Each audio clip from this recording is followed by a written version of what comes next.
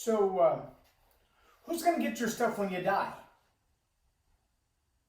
That's the kind of question you don't really want to have with your kids or your grandkids, because you're thinking to yourself, are you trying to hurry this process along? Are you trying to get rid of me? Should I be watching you in my sleep or looking over my shoulder?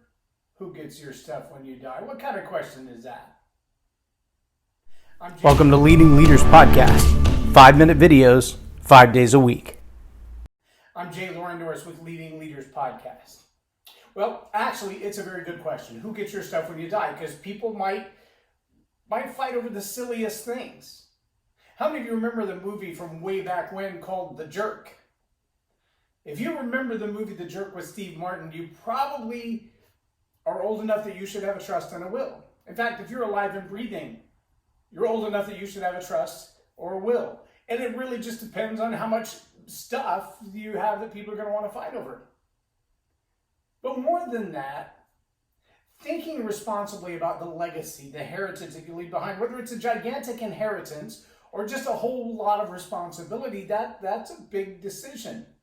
And it's a big decision that you've got to take seriously, and one that you should, well, quite frankly, think about now.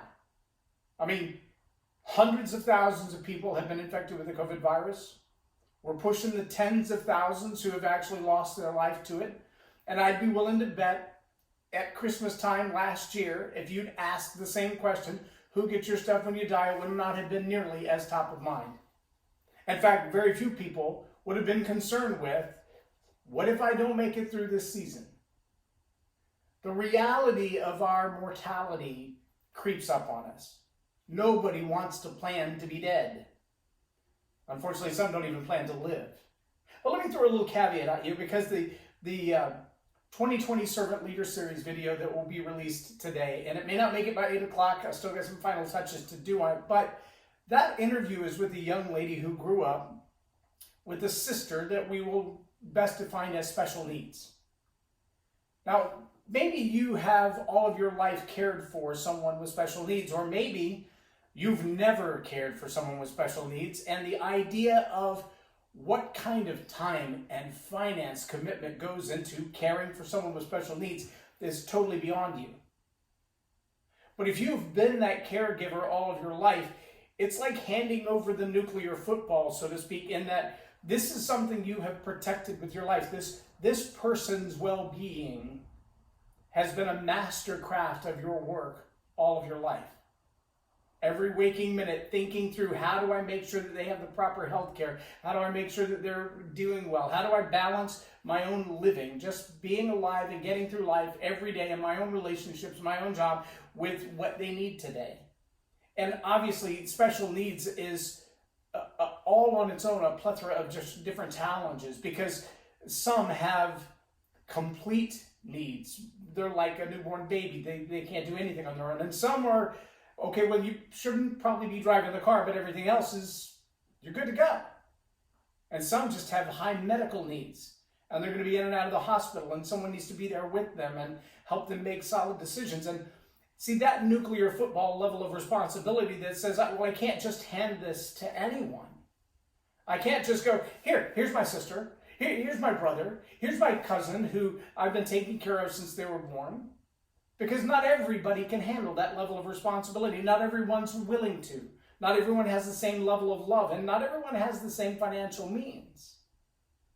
But when I sat down with Cassidy Hunt, one of the things that I recognized was that she has lived her life, because she has a sister with special needs, from the very beginning. She realized that if something ever happened to my parents, I'm next. There's nobody else in the world who's going to take on the responsibility and the love and the care and the taking care of her like I will.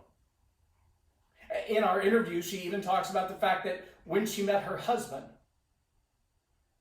the man who's now her husband, he understood that taking care of sister came as part of the package. That if you marry me, one day if my parents are gone and we outlive them, then we will take on the responsibility of taking care of my sister. And if you're not up for that, then you're probably not up for me. And can you imagine the level of responsibility that a fiance has to accept when he says, I want you to have and to hold, to love and to cherish in sickness and in health for the rest of your life, and your sister too?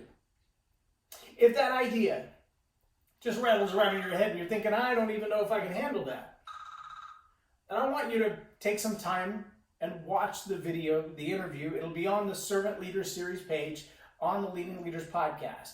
I'll promote it on Facebook. You'll see it around in different places as well. But I want you to take some time and just think through, how would I want to write up the documentation to assign the person who will be responsible when I'm not here to take care of my sibling or my child? How will I make sure that they have the proper finances? How will I make sure that they have the proper care? How will I make sure that they're treated with the dignity and the love and the respect that they deserve? If you haven't thought through that yet, now is a great time to start. And I challenge you to watch the interview with Cassidy Hunt from Lee Hilton PLLC and get a good idea what it would look like to leave that responsibility to somebody else.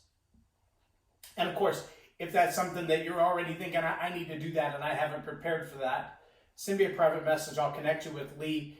She's a friend of mine. We've known each other about 5 years. She's also a client, but I'll be glad to refer you to her. You can sit down for a free consultation and just, pick their brains and see if that's a good fit, if they're the right firm to take care of these needs for you. I'm Jay Loren Norris with Leading Leaders Podcast for Tell It Like It Is TV. Have a blessed day. Subscribe now for our extensive video library of leadership lessons promoting faith, family, and freedom.